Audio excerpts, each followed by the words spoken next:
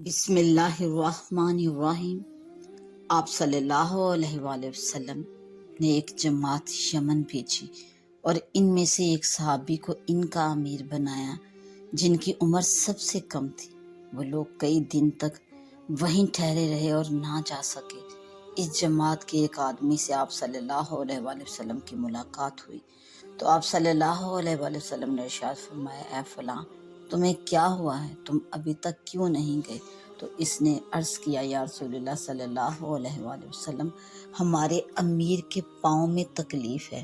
تو آپ صلی اللہ علیہ وآلہ وسلم اس امیر کے پاس تشریف لے گئے اور بسم اللہ و باللہ اعوذ باللہ و قدرتہ من شر ما فیہا 7 مرتبہ پڑھ کر اس آدمی پر دم فرمایا، اور وہ آدمی اسی وقت اللہ کے حکم سے ٹھیک ہو گیا۔ اللہ تعالیٰ نے اسے صحت سے نوازا۔